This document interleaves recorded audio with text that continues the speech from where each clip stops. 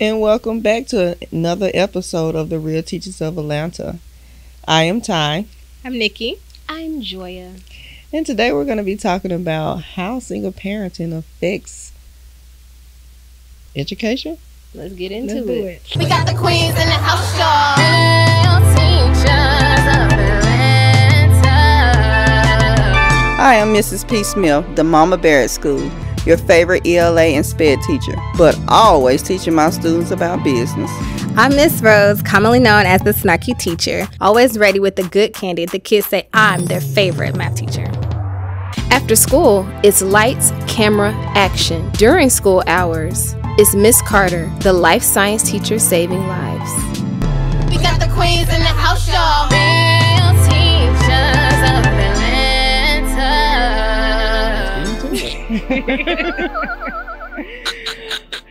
Go ahead. You want to start us off? Oh, why not? Okay. So, let's go and hit you with a little fact. Mhm. So they said it's 1 in 3 students that will become that are a single parent from a single parent home. Mm. So, and out of those homes, 83% are led by women. Yeah. What do you think about that? I'm sure that it's skewed based on demographic, but I also wonder what's put into that. Like, are we counting like same-sex marriages where those students are in technically a two-parent home, but they're the same sex? Or are we looking at, because I feel like there's other stuff in there, because there's parents who are married, but they're single, where one parent just carries the load and the other one is just like they're married on paper, but the duties are different, and that does impact students. Mm. So I'm curious what's really in that statistic. They're not counting true Yeah. 2-parent homes. We're specifically talking They're only about looking at people, Mm-hmm. with one one parent. adult in the house Right. with children.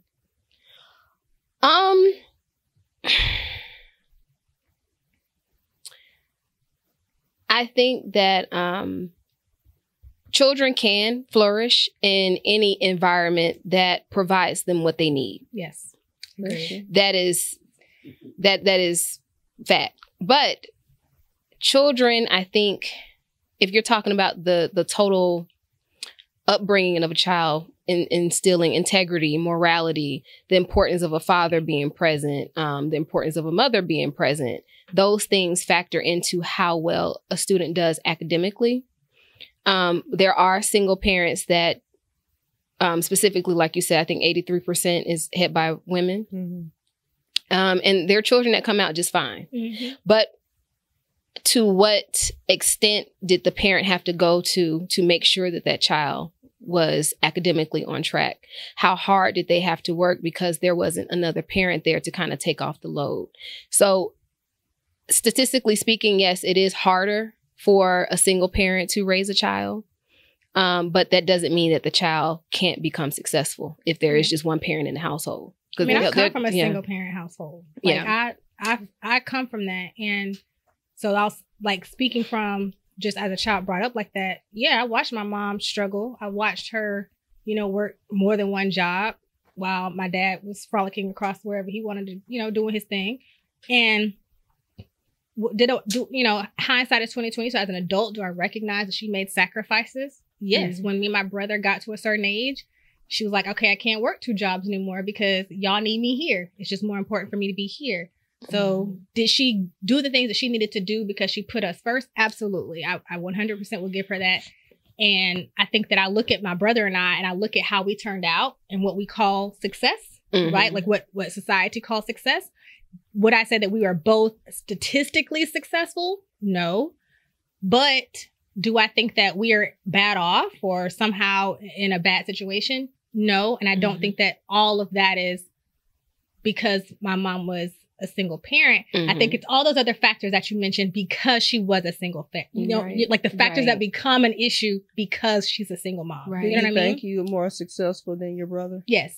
Right, because that's another thing that study shows. Yeah. That I'm also a product of being a single parent. I also was a single parent, but studies do show that women kind of flourish more than men that's coming from a single parenting home, Right. because naturally we socialize better. We're better readers. Mm-hmm. But male boys, they need that. And studies show that if you come from a single parent home as a male, you're likely to end up incarcerated. You have more discipline issues in school. You're, of course, educational issues. Yeah. Those type of things do impact you coming from a single parent home. And you think that's because there's a lack? Well, let me ask you this, because I don't have children, but you all do. How important is a father's presence in a child's life? How does that impact a child? I think it's very important. For me. Yes, my daughter she's turning out to be a great woman. However, it was hard. I think if you have two parents in the home, you can split the responsibilities when it comes to taking the child here, taking the child there, making sure that they have what they need academically. When, you working all day, 8-9 hours, you got to come home, you got to cook, you got to clean, you got to make sure the child have what they need academically, and just common sense wise, it just makes sense. It's just better to have two people, two healthy people in the home to carry that heavy load, because you're so, as a single parent, oh my God, you're so stretched thin. Yeah, I would say for me, this is a lot. And I don't know, I think about it like this. As a woman, I can teach a girl how to be a woman. I cannot teach. I look at my own two kids, because I was a single parent for the early years of my daughter's life. And even that was a struggle. But I look at it from this perspective. My mother could teach me everything there was to know about being a woman. She can't teach my brother how to be a man. It's something she cannot do. And the flip side of that is she couldn't teach me about men from a man's perspective. She couldn't teach me how a man should interact with me. She couldn't walk on a certain side of the streets and let me know, like, chivalry, right? When my stepdad came along, which I call my dad because that's the role that he has played in my life, when I got older, he taught me how to date. He took me on dates. So when I started to date, I had some sort of a measure. So I feel like I was very blessed in that way, because I had a man that chose to step in and be a father. And I do think that those things changed the trajectory of my life. Did I run into some pitfalls? Absolutely. We all do. But I do credit both of my parents, my stepdad and my mother, for instilling some of those things in me. Because my stepdad did teach me certain things. I just think that there are certain things that as a woman, I cannot do for my son. I can't do the man thing. If that makes sense. So I feel like those gaps exist, and a man has to step up. But I don't think it has to be a parent dad. You know what I'm saying? It just needs to be a man who has a true vested interest in your upbringing and in a positive way. And that's why you should have, if you have coaches, if you have men, role models, some type of man figure that's in your child's life, even if it's moving into a community that has two parent homes, they have that male figure that your child can hone in on. They need something because unfortunately, these statistics are not lying, because we see these type of things when they enter the classroom. I do, if a child is coming, more so a son, he's coming from a single parent, they're most likely to have ADHD. Am I saying that right? ADHD? Yeah, so if they come from a single parent home. A lot of those kids are your ADHD kids. The hyperactive. And let's just keep it funky. A lot of your single parent homes are, your Black people. It's us, Latinos, whites. Guess who has? The Asian. The Asians are keeping it up. Guess who has, and when we consider ethnic background, guess who have the best literacy rate? You're Asians. I think it matters, though. I do think, I always hate that demographic matters, but it matters. But I feel like there's so many other factors to the why. Yeah, it's like, who are they, not testing, but who are they where are they getting the demographics from? Like, who are they finding? But I think we can't ignore the statistics because, like you said, we see them every single day in the school. And our communities, yes, we celebrate the students and the parents that are doing well within our communities, but it's a lot of us that are not doing so well. A lot of our students that are not doing as well because the family unit is just not there. You can take that back to a time where the father wasn't allowed to be in the household at a certain period in American history. And then I believe after that, then you have the crack epidemic. And then you have all of these other things that come afterwards that kind of impeded us from prospering as much or as well as other races of people. So then you have some people that say, okay, well, these issues, yes, we know that they happen, but what are we going to do about it? Because every ethnic group goes through something in history. Every race of people have gone through something. But it's something that's very unique about us to where with the stats, they're very alarming. And I feel like we kind of go around in this circle where we don't know how to pull ourselves out of it as a whole. Well, I say all the time that education and the criminal system goes hand in hand. Absolutely. Hand in hand. And a lot of our men are incarcerated.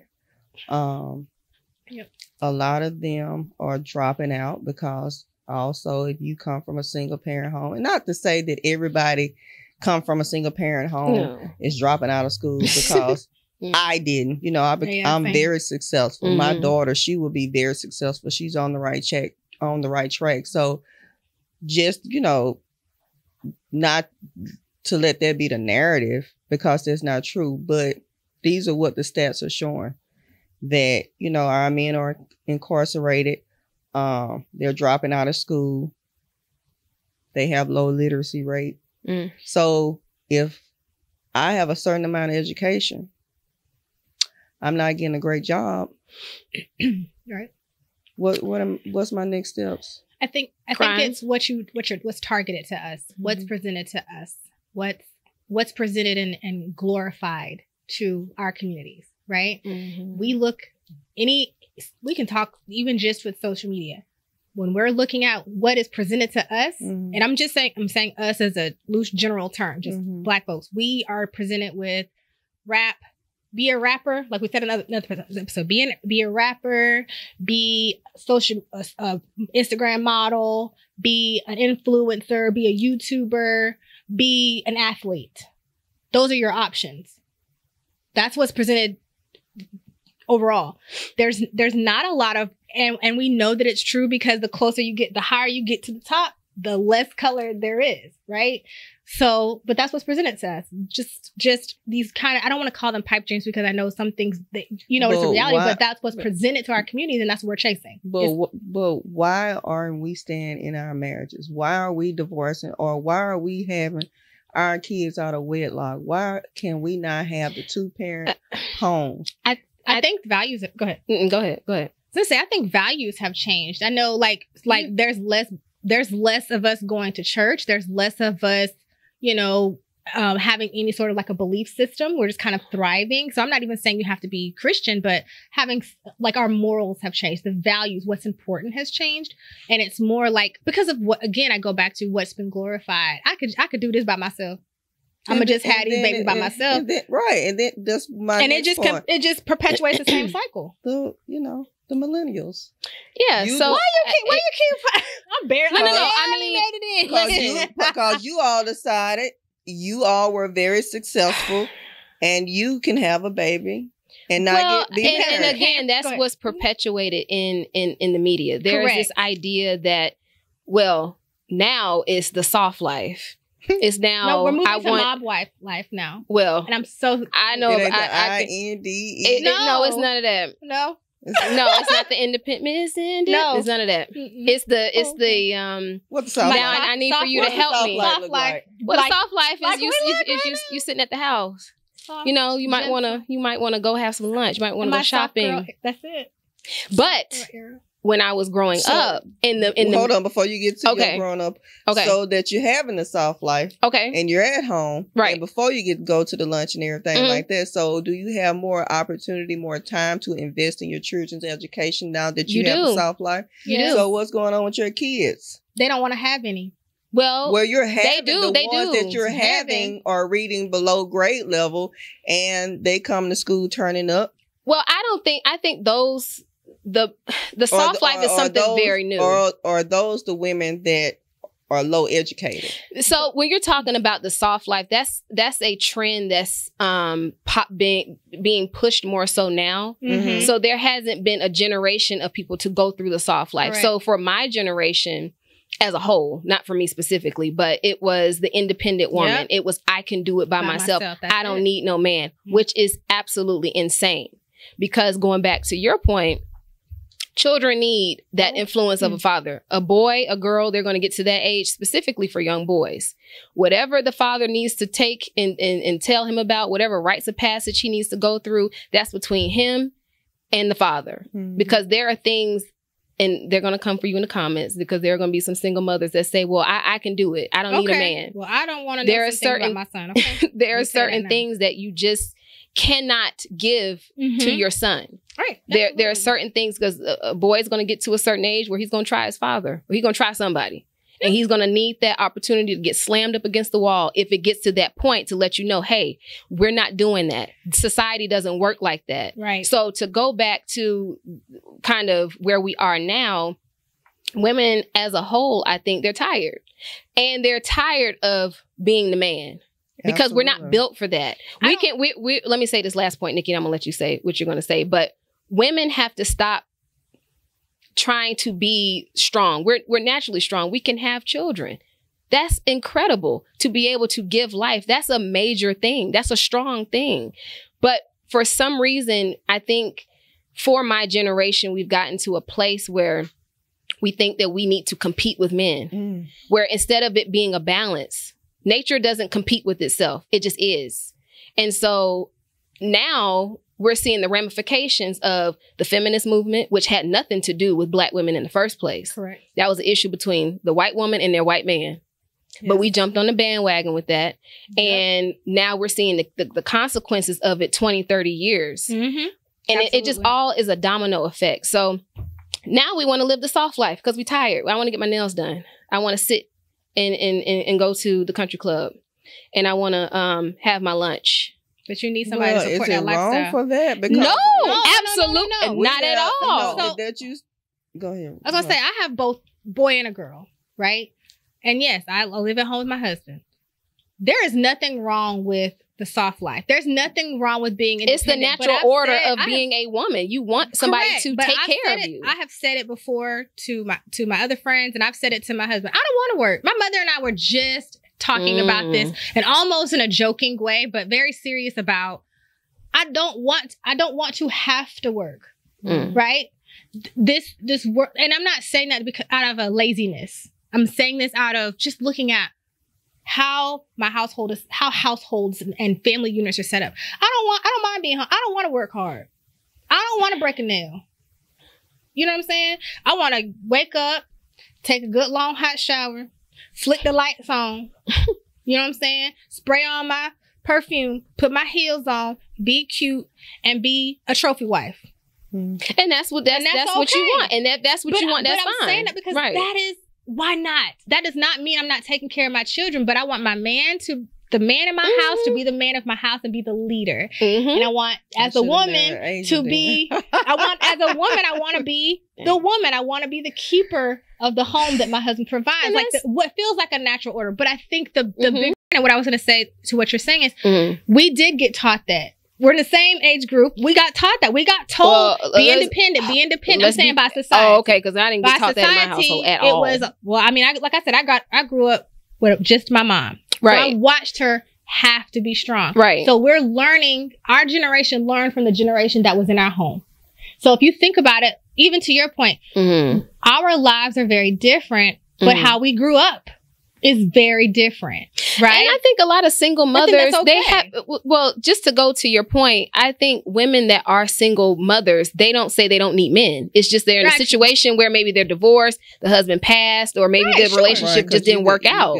You could be a single mother today. Yeah, but they believe me. This year and 3 years later, your parents. That's it. There you go. And that's what happens. I know from my mother, not to tell out her business, but that's what happened. She woke up one day and my dad was like, deuces. I don't think people by design want to be a single parent, but it happens. And a lot more times, as we can see based on statistics, it's the woman that's having to be left with the kids. Yeah.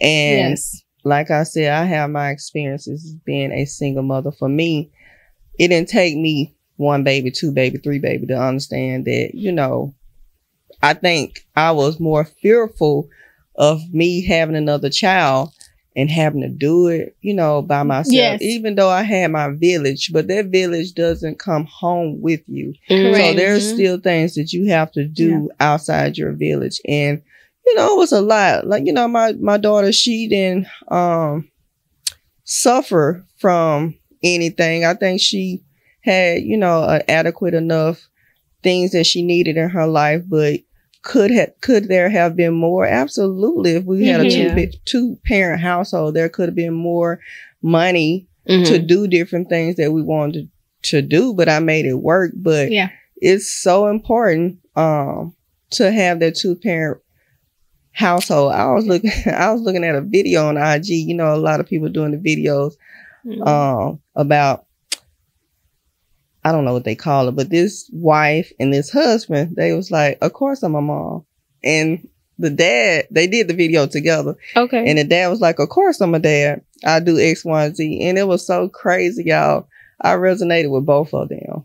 Good, because you had both roles. Yeah. Like you had to do both. Yes, I was like, I didn't know how to take that. Like, I don't know, like my feelings hurt. Because you had to do both. I resonated with the dad and the mom. So you didn't have the opportunity to have the option of the soft life. You had to be the independent. And that's what I'm asking you all. What does that look like? What does the soft life look like? So in my opinion, the soft life looks like, my opinion, it looks like your life. but I'm married with my kids right now, so I mean, it's whatever. It's not feeling like you have a hard life. If you want to get up, it's the leisure of not having to get up at a specific time, going to the gym, maybe going to yoga, maybe going to the spa, getting your nails done. You have to tailor whatever your soft life is. Whatever I think is a soft life may be different from what you think or whatever, but it's doing what you want to do. Maybe you want to color. Maybe you want to do crafts. Maybe you want to bake cupcakes. I just think that I right now, the soft life is almost like a dream for some people. And I think that, to your point, it does look like whatever it needs to look like for you. And I do like the idea of getting up naturally with the sun. Let the sun wake me up, not the alarm type thing, But I think as a parent, regardless of whether you are 2 parents or 1, your kids are the one that's kind of driving that schedule for a little while. But I think it's something that as a parent, those are just parent sacrifices. I don't think it's a single versus dual home sacrifice. But when it comes to a single parent, everything your child does is your schedule. Right now, my son can have practice. I can be here. You know what I mean? Okay. I can go because I have somebody else that I can tag in and out. You know what I'm saying? Like when I was out for surgery, I could tag in and out. Right? I could be down and I could just receive support and receive that help, and my household would continue to run. Right. Could I have done what I just had to do as a single parent, then turn around and have everything kind of go crazy all at once? Absolutely never would have done it. So I also think about, and I watched my like I said, I go back to my mom. I watched her do those things and kind of suffer through it, or suffering in silence. And then I think about the younger girls now who are like glamorizing the life of being a mother, like by themselves, trying to glamorize single parenthood. Like what was that teen mom show when they were like glamorize? That's what I'm saying. Like why would we pitch this to our young girl? Teen mom episode. Why did we do that? And then say, don't get pregnant as a teenager. I watched Teen Mom. Teen Mom, just to be clear. Ratchet. Teen Mom showed you the realities of what it was like to be a teen mother. But they glamorized it. You think they did? I do, because I feel like they should have made them like dirty, They poor, were. I don't really think super bad. They were struggling. Having children like they were back then. No, the teen pregnancy is dropping, right? Here's the statistic. Actually, teen pregnancy has gone down quite a bit. That's what I'm saying. Because they don't want to You have got kids. Birth control. I mean, you have the condoms, and then you have kids that just young girls just don't like. They're just disgusted with boys. Yeah, they're not but that's a lot. But that's another episode. That's another time. Well, I mean, we did touch on that. So one day it's Jimmy, we'll circle back around. Jane. Well, that's the other thing too. I'm dead. The pronouns. I'm dead. They don't even know what they want. Is that a big part of why they? Okay, that's another. We'll talk about it another day. Okay, but I think. But do you think that? I'm asking this. Do you think that the kids not? I want to say kids. I want to say the young adults who are over 18 but still very young, right? That are age of having kids. Are they having kids like they used to at that age? Because I feel like people are waiting so much longer. What I see, like I know a lot of childless, age appropriate, in relationship and not in relationship women, childless. I know a lot more of them than I did 15 years ago. Yeah, it's the millenniums. Y'all are having kids. You know, you're going to school, you're getting your degree, but I mean, maybe you make an arrangement with the fellas that y'all having the babies with. Hey, let's be great co-parents. But you know, your younger women that, you know, are not educated as you successful people are, they are having their kids early as well. You think it's a lack of education that ties into maybe women that have multiple children that can't take care of them? I don't know. Not a situation where the man leaves or he dies. I have to be clear. Like, you just keep choosing the wrong type of men. I wonder if people do it for money. I mean, there is an incentive with the child support, but if the man doesn't have money, so where are they getting money from? But whatever. Like I told you, for me, I just dang. What'd she say? You're talking about the women that have lots of kids. That just keep doing it for money. Because you can get on welfare. You can get food stamps. Like, there are... So I'm wondering. I didn't do it. Let's go and get this started up. I'm just curious. So you out here saying the women that have multiple children. I'm asking. They do it for the check. I'm wondering if women do that. If they're glamorizing that, they're like, oh, I can get with some man that told them that they love them and they gonna do right by them, and they was in the moment. And is that all it takes? You're different to me, baby. It was an oops, baby. Over and over and over 5 times. Well, you know, and that matters. Having that male figure in your home. Yeah. You know, I have uncles, but you know, I still we all make mistakes. But I ain't trying to have multiple babies. That wasn't gonna be my mistake. But you often, talk about how your mom was there, how your dad was there, how they piggyback on each other. When your dad is going to work, your mom was there to help you with your homework. So your dad, I'm sure you got a chance to see how he treated your mom, how he even treated you, the talks that you guys had or what have you. Now, just imagine that a young woman don't have these talks. She don't know what to look for. That's the point I'm trying to get to. That's it. Exactly. She may be looking for that relationship that she didn't have with her dad, or she just don't know how to have a relationship with a man because she didn't have that male figure there to teach them that. And to that point, that you are right correct. there, yes. I feel like even as a child of that, right? As a child of that is the thing that I think even to this day probably hurts me the most is I'm having to learn and relearn how to accept love from my own spouse because I didn't know what that looked like. Because my biological dad, the things that I got to witness weren't great. They just, and honestly, at this point, I don't even care if he sees this because he know the truth. You know what I'm saying? But they weren't great experiences. They are not the things that I equate to love. And that was during my impressionable growing up years. When I got my stepdad, and he knows I love him dearly. I'm trying not to cry. I love him dearly. I was 16 already. Okay. That's really late to have somebody step in to your life. So as a young girl, I just had this dad that I had a man that lived with me but wasn't present. That all I would hear, I love your mom, I love you. I heard it, the words, but the actions I saw, they didn't match up. They didn't matter. So I equated what I saw to being love. So what do you do with that if that's all you see? Guess what you do with that? My first marriage looked exactly like what I saw. Guess what statistics tell you, Rhodes? That I should be on the street with a bunch of babies. Statistics tell you that you're strong. Oh, yeah. Hello. Not here go verbatim. But that's right? what statistics tell you that you're strong. Yeah. That you can accept that. That women that come from single parents' home, are more successful than the son that comes from a single parent. That's statistically. Statistics. That we are stronger. And guess what? It doesn't stop there. A white woman who has that's a single parent, her child doesn't go to college. But guess what? Your child goes to college because you're strong. Yeah. But a white woman is not... She got she's not the high in the ranking when it comes to not having her husband at home.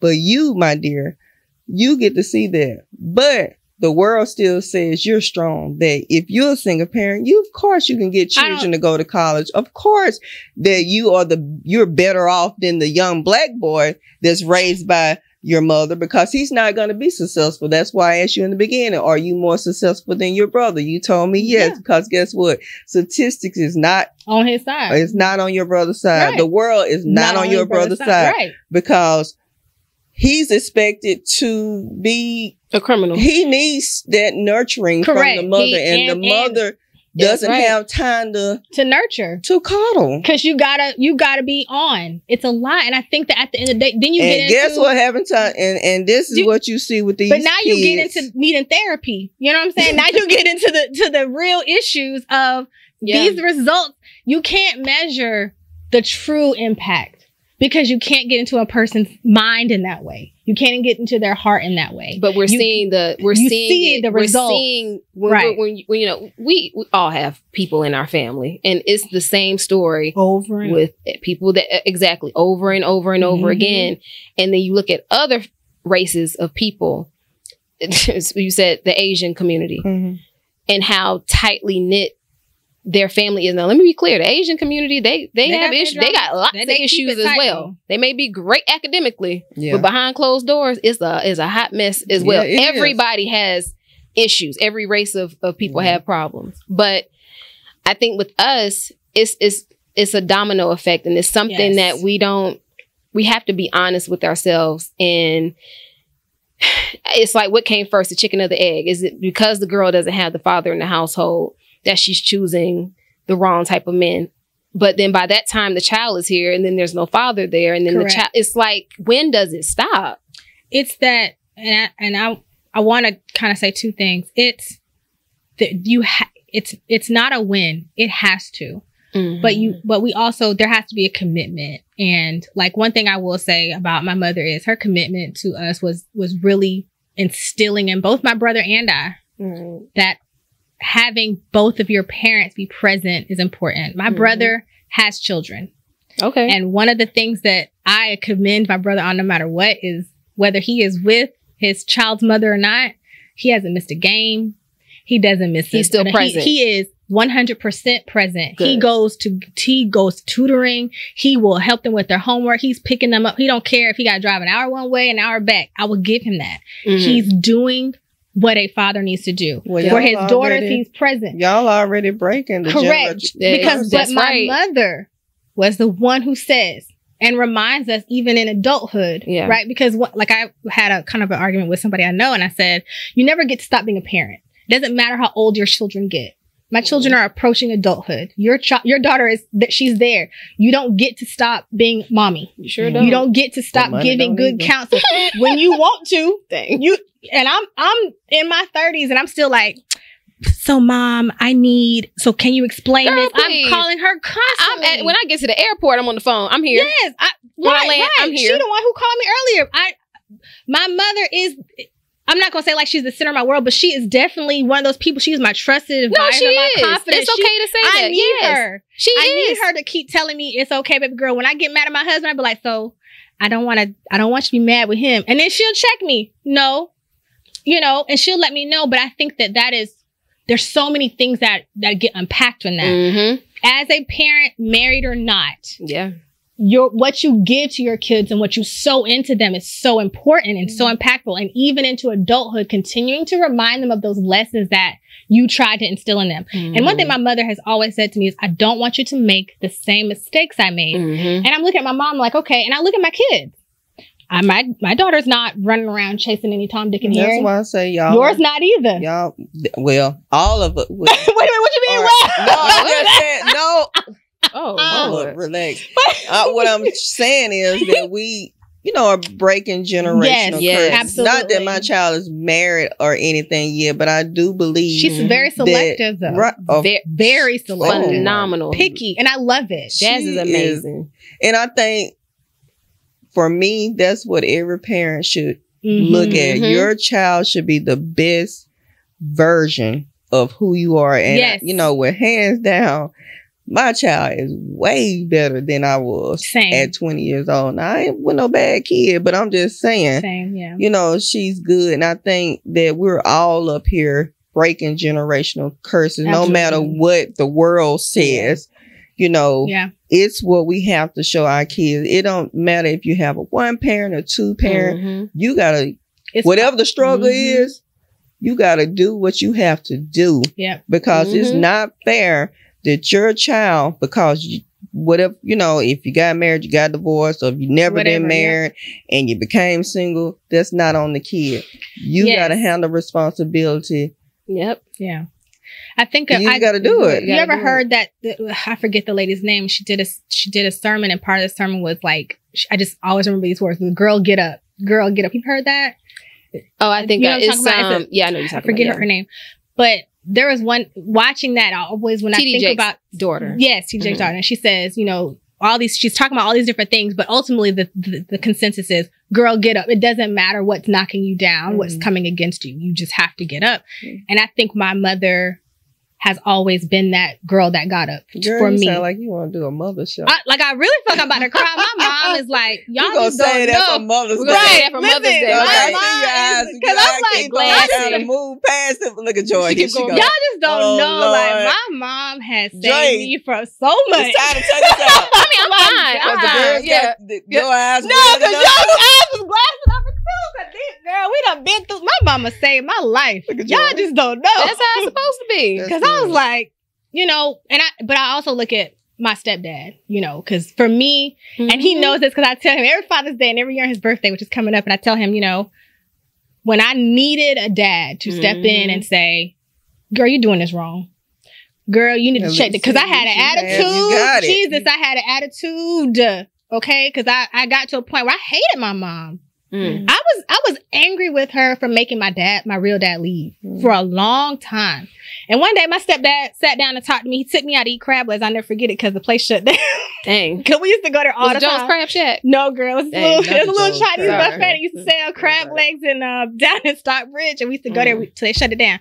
And I'm going to say this and I'll let it go. Is he took me one day and he said, I don't know what you're so mad about. I just don't know. I don't get it. What are you so angry about? And I just sat there and I'm just looking at him like, and at that moment, I wasn't like in an angry space. I was upset at that and like emotional at that time. Right. But he was talking about something really deeper within me. Right. Because my mom would tell me no to something or don't do something. And I would just immediately like shut her down. I didn't want to hear nothing she had to say. I was done with her. Right. Like if she didn't agree with what I was saying, she had no value.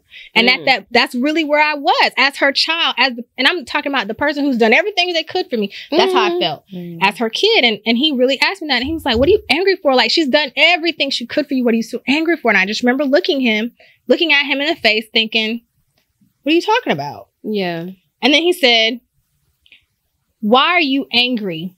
She didn't do anything to you. She sacrificed her life every day. Every decision for you. And that's when I just started crying. I just sat there and just like cried over my little crab legs. It's getting cold. I was like, oh my God. Because it's like you don't realize. And after that, my mother and I have had the most beautiful relationship because I think I just had so much frustration from watching my parents get divorced and watching my dad treat my mother like so poorly. Yeah. And then to this man who was like a godsend, it was painful. And I think people don't realize that. And you got to imagine you're taking that to school. These kids are taking these pains and aches that we don't see to school. Yep. Yeah, I had no pains and aches when it came to no divorce stuff. My mom ain't getting married till she was 40-something years old. you was good and grown. I tell them the lady business. Oh my goodness. It's too late now. But I think if I would say a message to parents that are, to anyone who is single would be that you can do it. You make those sacrifices now and it will be okay. I don't think there's a way to fix, you know what I'm saying? Like you can't fix it now, but if you just do the best you can, give them what they need and just meet all the needs that you can. Yeah. And try to break the generational curses. And I think whether you come from a single parent home or a household with two parents, I think that our community, we have so much to offer. There's so many intelligent boys and girls in our community and all communities, but I can only speak for my community because that's where I come from. I'm a part of the melanated community, but we're so, I gotta be specific. Because they can't tell. Keep going, Joy. Anywho, we're so sorry. beautiful and we're so smart and we're so talented. Yes. You know, we have to expose our children to different things. You know, we have the money if we just try we just have to prioritize it. It's not white to put your kid in music lessons. It's not a white thing to put your kid in camp so that they can go and study nature or life science principles or different things like that. It's not white for your kid to learn a different language. We have to, and this is just me speaking as a whole, just exposing your child to something different will change their entire life. Just one thing. And as teachers, we have to expose our students because you never know. They're going home to parents that may not be doing that. So we have to expose our students to just a different way of life. Pretend that they're going, Nearpod has a thing where you can take the kids on a field trip to Rome. You know, where they have a virtual reality to go to some place in on the continent of Africa. Just that one little thing can spark something in a child to make them think. You don't know who you're fostering. Absolutely. Exactly. You never know the brain that you're fostering. Absolutely. Well, as a parent, you are obligated. You're obligated to give your child, your children, what they need to be the best version of themselves. And if you're not doing that now, you need to start that today. And that's all I got. All right. Well, that was another amazing episode of The Real Teachers of Atlanta. I don't know where my camera is, but that's all right. Right in the middle. Okay. Make sure you like and subscribe. We're on Instagram, TikTok, Facebook, and we're on Threads. Thank you once again. We love that you all are supporting us. And until next time, bye. If you enjoyed this episode and you want to see more content like this, please remember to subscribe and follow us at Real Teachers of Atlanta. We got the queens in the house, y'all. Real teachers of Atlanta.